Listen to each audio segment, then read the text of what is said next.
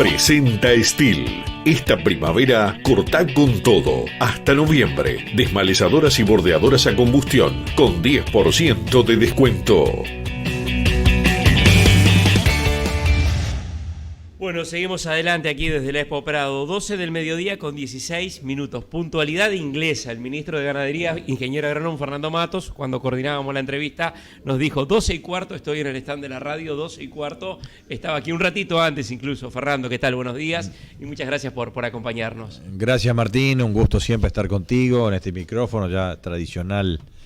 Entrevista en distintos roles en distintos roles, pero como ministro es la tercera. Es la tercera, exactamente. Así que estamos siempre con el compromiso de transmitir lo que venimos haciendo en el ministerio, los temas de inquietud y estar en contacto con los productores, con la audiencia que te sigue mucho, especialmente los temas ganaderos. Exactamente. Y donde allí lógicamente siempre es importante dar la visión que tiene el ministro y el ministerio y el gobierno respecto de distintos temas. Ministro, aprovechemos estos minutos, sé que tiene una agenda que está muy cargada de actividades. Si bien este tema lo va a definir la Comisión de Promoción y Defensa de la Competencia, que está en la órbita del Ministerio de Economía y Finanzas, ¿ingresó ya o aún no oficialmente para el análisis el negocio de la venta de activos de Marfrig a Minerva, donde bueno, en Uruguay están la posible venta, traspaso de 3 plantas frigoríficas de Marfrig a Minerva? ¿Esto ya está para el estudio de la comisión o aún no? Yo no tengo esa información. Hasta hace poco tiempo nos habían comunicado nos habían comentado más bien, porque no tienen por qué reportar al Ministerio de Ganadería, de que la operación no estaba, esa solicitud no estaba planteada formalmente.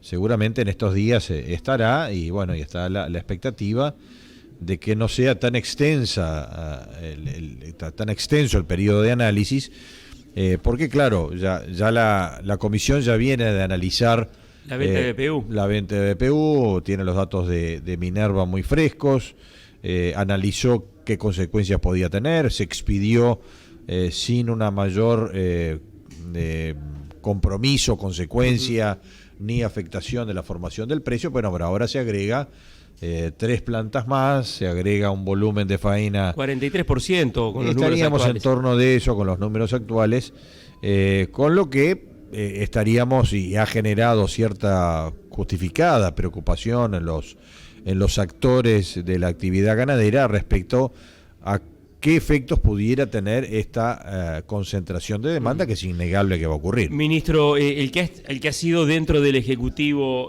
muy contundente con respecto a su opinión, es un actor muy importante dentro de lo que es la política ganadera, es el INAC. El presidente del Instituto Nacional de Carnes ha sido muy claro en su posición, no comparte esta venta o esta operación y que Minerva quede con 7 frigoríficos. ¿Usted comparte esta visión? ¿Está alineado a lo que es el INAC, el Ministerio de Ganadería? No, en realidad yo no tengo que alinearme al INAC. El INAC se alinea, tiene que alinearse a la posición del Poder Ejecutivo. El INAC es el asesor de alguna manera en políticas ganaderas. Claro, y el presidente es un representante del Poder Ejecutivo. Exactamente. Por lo tanto, yo comparto la línea, tal vez no la profundidad en el análisis, porque creo que hay otras cuestiones. Creo que tenemos que tener cautela, tenemos que dar las garantías. El Uruguay es un país que sale al mundo a traer las inversiones, es un país que tiene que dar las garantías del debido proceso. Acá va a haber una comisión que es independiente, que asesora al Poder Ejecutivo, y el Poder Ejecutivo digamos no es vinculante, es un asesoramiento que Comisión de Defensa de la Competencia. O sea, la decisión política, lo hablábamos con el presidente hace unos días de la República, va a ser importante. En definitiva es una decisión política que obviamente que va a escuchar y va a analizar en profundidad los aspectos técnicos que analice esta comisión, y más allá de eso los servicios del propio ministerio y del INAC. Vamos a escuchar todas las voces para tomar una decisión que no es fácil, una decisión que es compleja, porque decirle que no a una inversión es un tema, pero vamos a esperar sin generar excesivas presiones sobre el dictamen que tiene que tomar Defensa de la Competencia, y sobre eso resolveremos lo que entendamos que sea mejor. Hoy hay una preocupación notoria. No hay con quien uno hable del sector ganadero que se pueda preocupar, pero también es cierto que una negativa a una operación de esta naturaleza puede generar también consecuencias no deseadas, ¿no? Por ejemplo, no hay muchos casos de cierres de planta en Uruguay, pero es un extremo que puede llegar a ocurrir, no es que lo desee ni lo busque. Pero acá claramente, Martín, tenemos uno de los grandes problemas que históricamente ha acarreado la industria, que es un sobrecosto muy importante y un nivel de capacidad ociosa de la industria que no se ha podido revertir a pesar de la evolución del sector ganadero. El Uruguay tiene una capacidad instalada que inclusive va creciendo, porque en pocos años tenemos más actores funcionando, industrias que se han ampliado en su capacidad. El propio frigorífico Tacuarembó se va a ir a 1.500, 1.600 reses diarias. Otras industrias también han generado, BPU hace 10, 15 años no estaban y es un actor que también, si aprieta el acelerador, puede pasar a un nivel parecido de faena, porque capacidad tiene, infraestructura industrial tiene. Entonces, en realidad el Uruguay no ha logrado sostener una extracción y una faena en torno o superior a 2.400.000 reses. Claro. Y eso determina claramente que la capacidad industrial instalada, que supera las 3 millones de reses, tiene un factor de ociosidad que normalmente anda en un 30, un 40 y hasta un 50% en algún Ministro, caso. ¿le preocupa entonces? Nosotros se lo preguntábamos hace algunos días a Marcelo Seco de Marfrig, si esto no sale, la idea de Marfrig es seguir operando las 3 plantas tal cual lo viene haciendo hoy, y él nos decía, la política de Marfrig es continuar con la actividad en estas plantas si esto no es, si no sale la autorización. ¿Pero a ustedes les preocupa que pueda tomar la empresa otra decisión de cerrar algún frigorífico de estos 3? La verdad que no hay... Por lo que acabo de interpretar que me acaba de decir. Sí, no hay muchos casos de cierre de industrias, pero puede ser una prerrogativa de una industria. Por algo ellos quieren salir del negocio parcialmente, porque no se retira del todo. Marfrig permanece y va a apostar a un nicho de mercado de mayor valor agregado, todo lo que hemos escuchado en los análisis, pero nosotros tenemos que también analizar qué consecuencias puede tener una eventual negativa. Por un lado, salimos al mundo pidiendo que las inversiones vengan, y yo no quiero involucrar el nombre de las empresas, ni las personas, ni la gestión, que me parece que son empresas que han apostado al Uruguay, que han hecho bien sus cosas, pero en esa recomposición de lo que es la estructura de faena, a mí tampoco me cae muy simpático que una empresa, cualquiera ella sea, tenga más del 40% de la capacidad de faena del país. Eso me parece que es un factor de alerta. Tal vez no ocurra nada, pero sí puede ser un factor distorsionante de la formación del precio, y creo que no hay nada más importante en el Uruguay que la comercialización del ganado en volumen. Si sumamos el ganado gordo más el ganado de reposición, que está muy correlacionado uno con el otro, es realmente una operación que debemos transmitir tranquilidad y confianza a los actores. ¿No es tan fácil o no sería tan fácil para el gobierno decirle no a esta operación? Y yo creo que es una decisión compleja. Es una decisión compleja porque tiene otros tipos de consecuencias. No nos olvidemos. ¿Le preocupa, por ejemplo, al gobierno la relación con Brasil, teniendo en cuenta, mirando lo global, digamos, y teniendo en cuenta que en este caso involucra a 2 empresas de capitales brasileños, más allá de que en una de ellas hay un grupo saudí que también es inversor en una de las empresas que también opera Marfrig, que es BRF? O sea, el grupo saudí está vinculado de alguna manera a las 2 compañías también. Bueno, eso es un factor importante del análisis para ver en qué entorno estamos. Acá las 2 compañías que supuestamente tienen que competir tienen un nexo. Que es el grupo saudí. Que es un grupo saudí, Salik, que va a tener participación en ambas empresas. También es cierto que este negocio, el negocio uruguayo, digamos así, de la operación total, es una parte minoritaria del negocio. Quedó por fuera, digamos, de lo que es Brasil, Argentina y Chile. Quedó por fuera, pero si analizamos individualmente el global del negocio, este negocio uruguayo es el 6% de la operación total. No debiera tener una mayor incidencia en el resultado final. Sí nos importa mucho en lo que ocurre aquí internamente. Ahora, este proceso de concentración lo vivimos en el mundo en distintas áreas. Lo vivimos aquí internamente en otros rubros de la agroindustria. Lo tenemos en la cebada, lo tenemos en el arroz, lo tenemos en la celulosa, lo tenemos en distintos rubros, donde evidentemente también hay un proceso concentrador. En la leche, ni hablar. Sí, en la leche es una cooperativa de productores. Bueno, pero es un factor de concentración al fin, que será diferente, pero es una concentración al fin. Entonces yo creo que hay pros y contras en las dos posiciones, pero te diría que del punto de vista decir que no al gobierno una presión de esta naturaleza, también hay que analizarlo con mucha responsabilidad por las consecuencias que esa decisión puede tener. Uh-huh. Ministro, la preocupación indudablemente es el tema de la formación del precio. ¿Qué puede pasar con el precio de la hacienda? Que es seguramente lo que todos le preguntan aquí cuando se los cruza en el Prado, y usted mismo como productor. Incluso hay quienes citan o toman como ejemplo lo que ha pasado y pasa, por ejemplo, con el mercado de Paraguay, donde en Paraguay hay menos plantas frigoríficas exportadoras, son 11, pero Minerva tiene allí algo más de un 40%, por ejemplo, de la faena. Bueno, yo creo que puede darse esto como una referencia, pero todos sabemos que las condiciones de Paraguay y de Uruguay son distintas. Allá las industrias exportadoras son menos, como tú dijiste, el efecto también de opción comercial es mucho más limitada. Tenemos un tema de infraestructura también que es muy diferente. Allá llueve en una zona del Chaco y realmente la faena cae abruptamente. Entonces los picos de oscilación de formación del precio allá tienen otros componentes que están relacionados con la infraestructura, un mercado interno que pesa mucho más que lo que en términos relativos pesa en el Uruguay. Entonces ahí hay comparaciones que a veces no se pueden trasladar.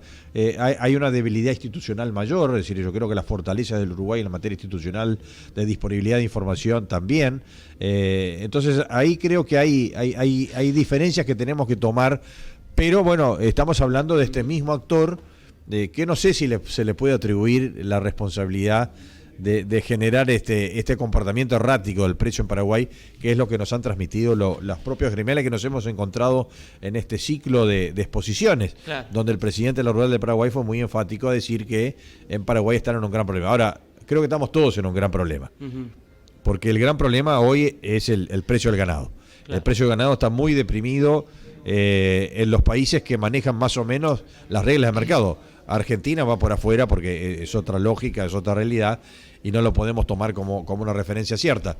Pero la caída del precio en Brasil hoy, la caída del precio en Paraguay y la caída del precio en Uruguay realmente preocupa mucho al productor, y yo estoy seguro que esta discusión no hubiera adquirido los quilates o los decibeles que está generando si tuviéramos, por ejemplo, los precios del año pasado. Es decir, esto también exacerba lo que es el análisis frente a una situación compleja del mercado que está condicionada fundamentalmente por la depresión de la demanda china, que fue tan decisiva y tan positiva en los últimos años para nosotros y que hoy nos ha dejado en una situación compleja. Ministro, por la falta de demanda existente. ¿Puede esto ser habilitado, digamos, la operación y establecer un marco, digamos, o una determinada condición sí para que esto sea habilitado? O sea que, bueno, Minerva tiene 7 plantas, tiene que tener al menos operativa 5 o 6, evitar el tema de la rotación, o sea, el negocio se puede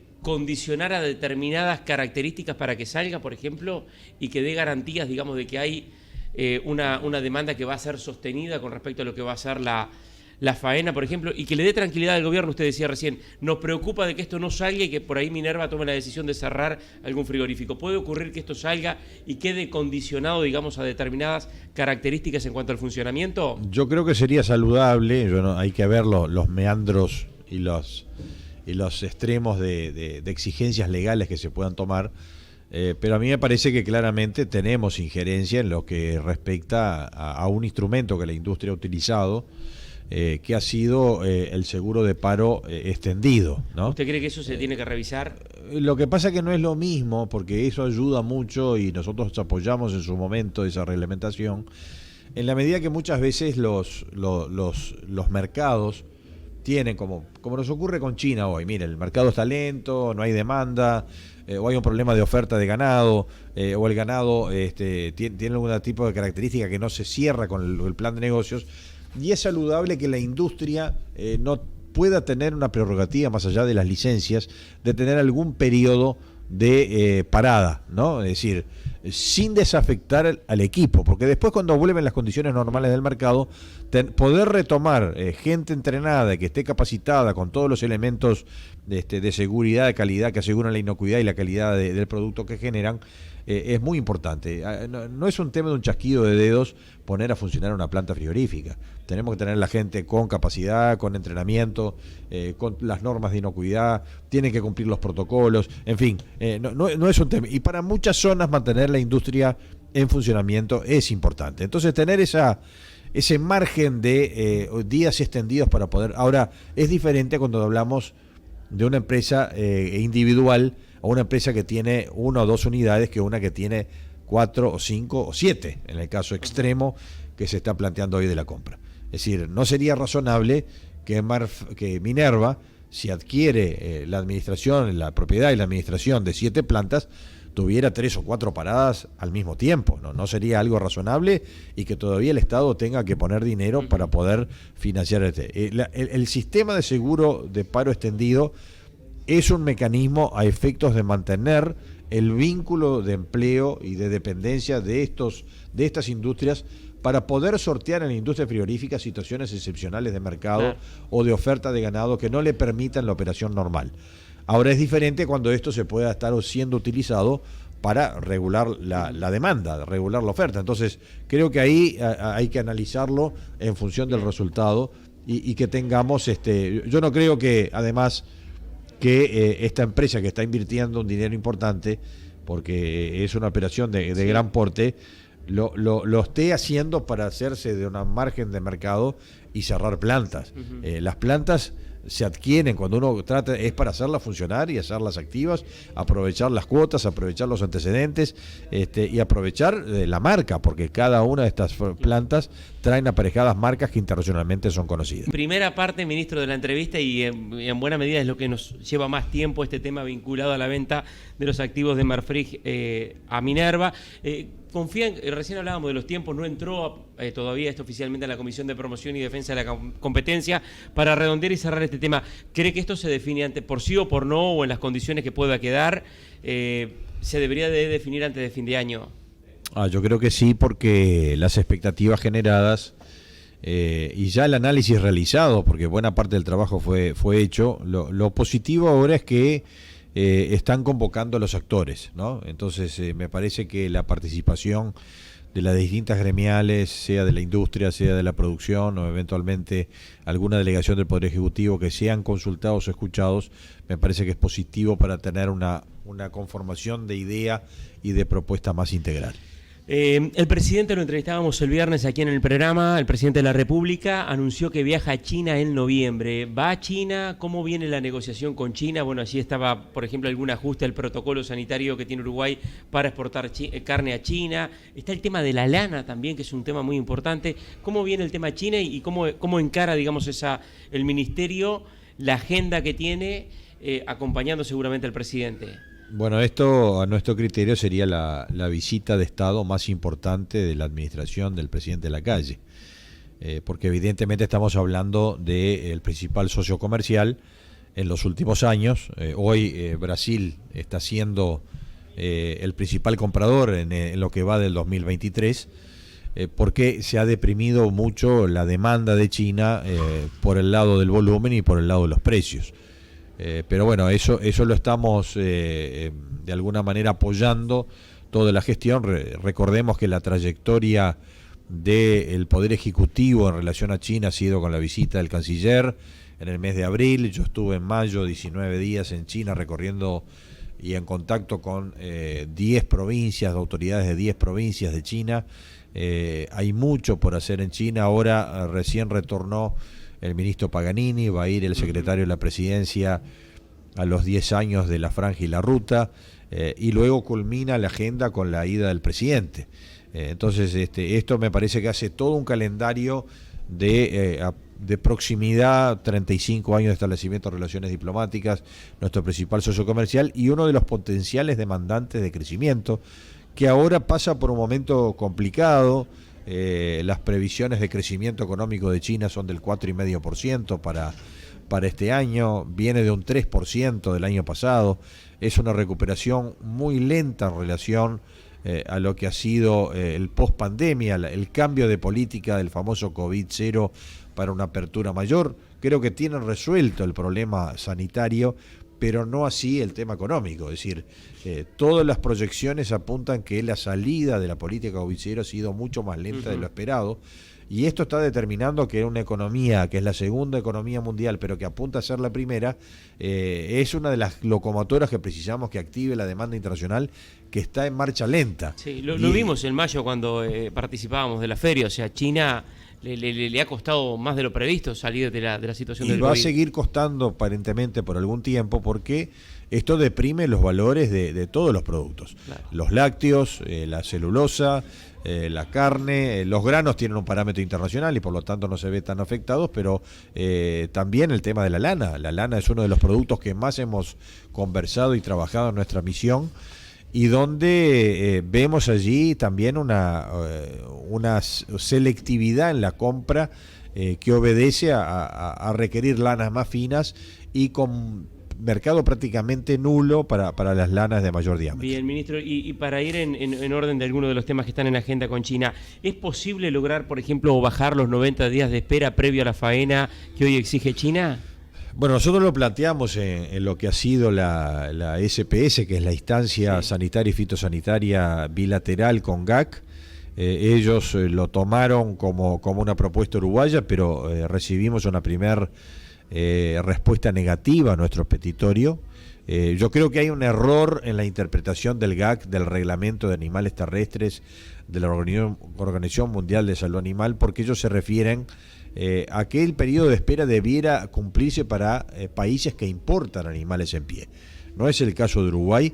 Estamos hablando de una zona libre de aftosa, con vacunación sí, pero libre de aftosa, y donde no hay introducción de animales en pie. Por lo tanto, no debiera haber este extremo de un periodo de espera de 90 días cuando no hay ningún riesgo sanitario implícito. Volvimos a reargumentar y reconsiderar este tema. Esperemos que la visita del presidente, que siempre genera en el caso de los países asiáticos una aceleración de los ritmos de la consideración de las agendas, y por lo tanto esa visita, que todavía no tenemos fecha, pero sería alrededor de mediados de noviembre, apure los procesos de análisis y que nos dé la posibilidad de generar un paso favorable de este requisito, que es un requisito que para nosotros no tiene sustento técnico. Más allá de eso, y mucho más importante que es la liberación de algunos productos, como puede ser la lengua y el mondongo, y todos los aspectos de carne de cabeza, quijada y demás. Quijada, labios. ¿Eso es probable que en noviembre? Bueno, eso está en la agenda, está en la lista de prelación que le entregamos a GAC y que ellos están en la consideración. Hubo algún comentario de que estaría muy próximo la aprobación de las menudencias de Argentina para China. Todavía eso no está confirmado, pero cuando el río suena, agua trae. Evidentemente China es un mercado que nos ha privilegiado en algunos productos. Exportamos una cantidad de menudencias que otros países no lo pueden hacer. No tenemos limitación de edad como tienen otros países, que van hasta los 30 meses de edad. Tenemos la exportación del hueso. Es decir, hay una cantidad de ventajas que el protocolo arrojó y otras desventajas que fue la pérdida de todos los temas de lengua y carne de cabeza, considerándose aspectos de elementos de riesgo en función de que nosotros vacunamos para la aftosa. Bien, ministro, usted en mayo, cuando estuvo en la feria de Cial en Shanghái, conversó con la gente del grupo que maneja aquí los frigoríficos Lorcinal y Rosario, que hoy están sin actividad, incluso con un pasivo de aproximadamente, datos de consignatarios, de unos 6-7 millones de dólares en Hacienda. O sea, ganado que no se pagó todavía. ¿Qué información hay sobre esto? Bueno, por la característica además de las propias empresas chinas, el sistema comunista donde el gobierno tiene una participación importante en la mayoría de las empresas. Bueno, nosotros tuvimos 3 reuniones con este grupo en China, inclusive con la gente que está encargada aquí en Uruguay, y evidentemente le transmitimos nuestra inquietud respecto a esta realidad. En aquel momento se debían también cerca de 6,5 o 7 millones de dólares. Eso se cumplió. retomaron la actividad, pero fue una actividad que fue muy efímera, muy pocas semanas de actividad, y volvieron a generar otro bolsón de deudas de ganados, y la preocupación que nosotros le transmitimos de que no había un plan de negocios que permitiera darle continuidad. No es solo este episodio de los últimos meses, recordemos la suspensión de Rosario, sí, durante más de un año, recordemos que antes de la suspensión de Rosario había estado paralizada la planta, entonces vienen a los golpes, hay transferencia también de la titularidad de las acciones entre empresas chinas, entonces esto está todo muy confuso, y en función de eso es que nosotros, y que se lo advertimos a los chinos en el mes de mayo cuando estuvimos con ellos, que si esto no se solucionaba íbamos a plantearlo esto como un tema político en la comisión mixta que se realizará en el mes de septiembre, que es decir, dentro de pocos días, y que va a ser encabezado en Beijing por el subsecretario de Relaciones Exteriores, y para lo cual nosotros asignamos la directora de Asuntos Internacionales, Adriana Lupinacci, que también acompaña al subsecretario a efectos de llevar adelante la agenda. Es un tema de Estado a Estado. Es un tema de Estado a Estado porque esto, recordemos que la comisión mixta es Ministerio de Relaciones Exteriores con el Ministerio de Comercio de China, y esto es un factor que está alterando la relación bilateral, y lo encaramos con un problema. Se lo advertimos a la empresa. Es una empresa de gran dimensión, de gran volumen de capital, que se dedica a muchos rubros como la industria aeronáutica, como la minería, tiene también inversiones en ganado y en plantas en Australia de inversiones de dimensión importante.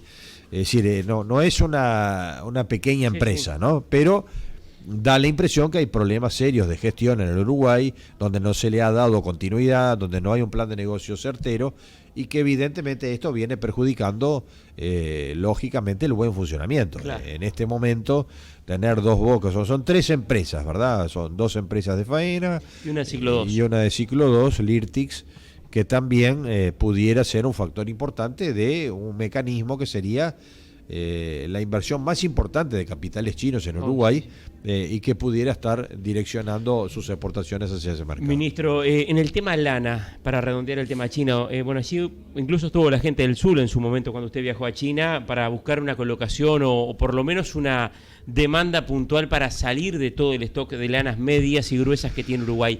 ¿Hay algo en concreto sobre esto? ¿Hay algún avance que le permita a la gente salir de esa lana? Bueno, en realidad golpeamos todas las puertas. Estuvimos allá con la Cámara de Comercio que congrega una multitud de empresas de todos los rubros para pedirles auxilio, ayuda. Estuvimos con COFCO, que es la gran corporación de compra de alimentos y fibras que tiene China. Allí estuvo Chinatex, que es uno de los importadores más tradicionales de los productos uruguayos. Y ellos nos decían que realmente el mercado estaba muy paralizado, que había habido luego del COVID una deslocalización de muchas industrias textiles, que ya la demanda apuntaba a otro tipo de lanas. Sí, ya no es más la estructura industrial china que absorbía. O sea, ¿la lana media y gruesa no tiene vuelta, digamos?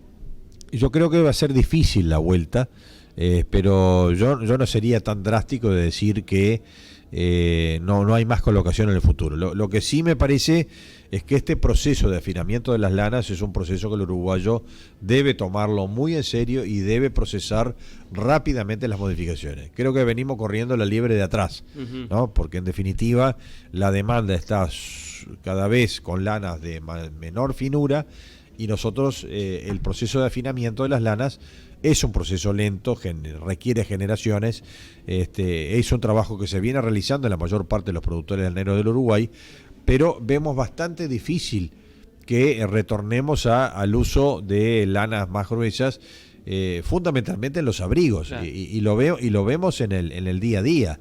Si recorremos acá en el Prado muchos productores, cada vez se usa menos lana, cada vez la gente no quiere estar transportando abrigos muy pesados.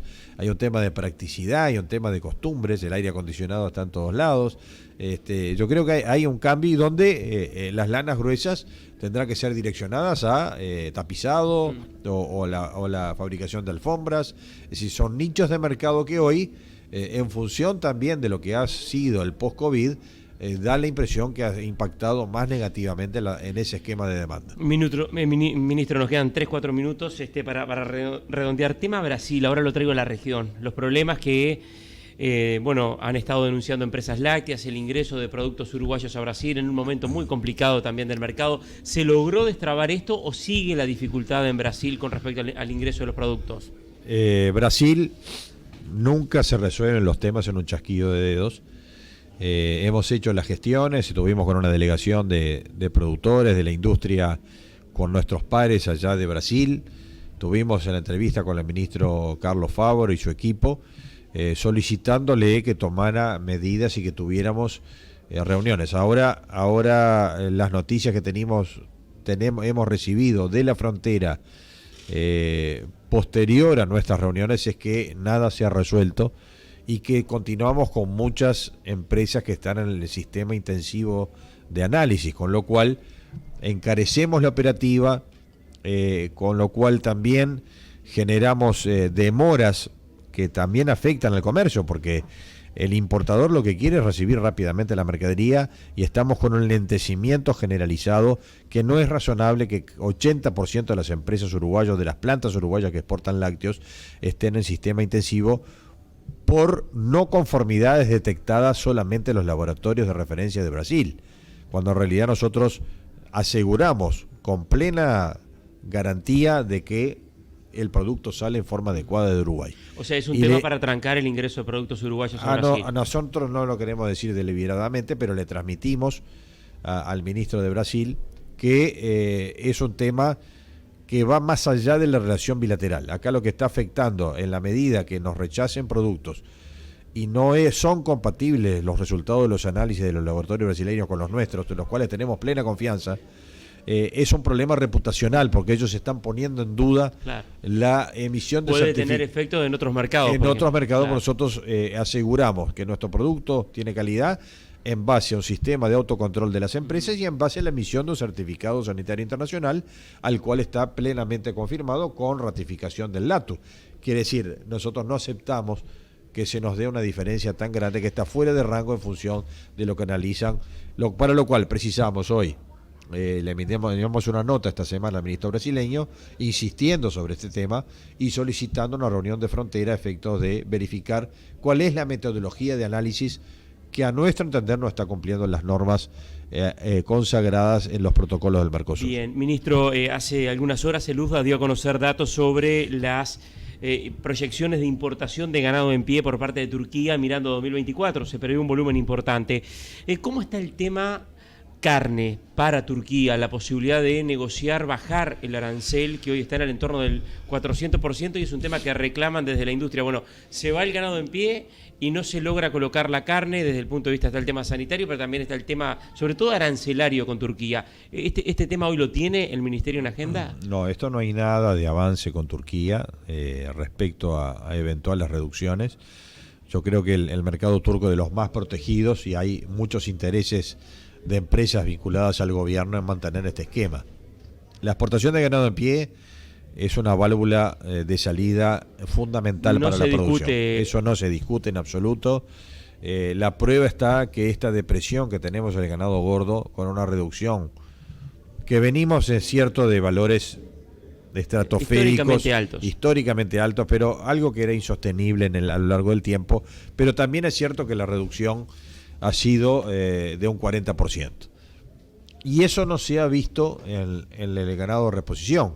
Por más que hayamos tenido un ajuste en los últimos remates de pantalla, evidentemente que las reducciones son mucho más modestas, especialmente en las categorías que más se exportan en pie.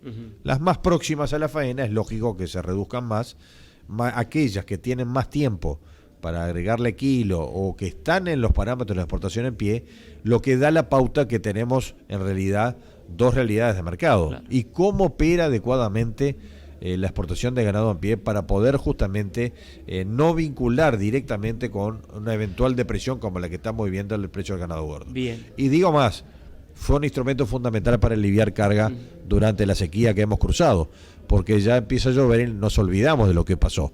Pero lo que pasó fue muy grave, fueron 3 primaveras, veranos muy secas, con enormes consecuencias, y el alivio de la carga fue uno de los instrumentos principales que los productores acudieron, para lo cual la exportación de ganado en pie, que se mantuvo y se mantendrá como mínimo durante todo este periodo de gobierno, fue una garantía fundamental para la formación de los Ministro, precios. se me viene BTV Noticias en BTV, Informativo Carve en Radio Carve. Le agradezco mucho este tiempo aquí en el marco de la exposición del Prado. Gracias por acompañarnos. Gracias, Martín, y como siempre un gusto estar con usted.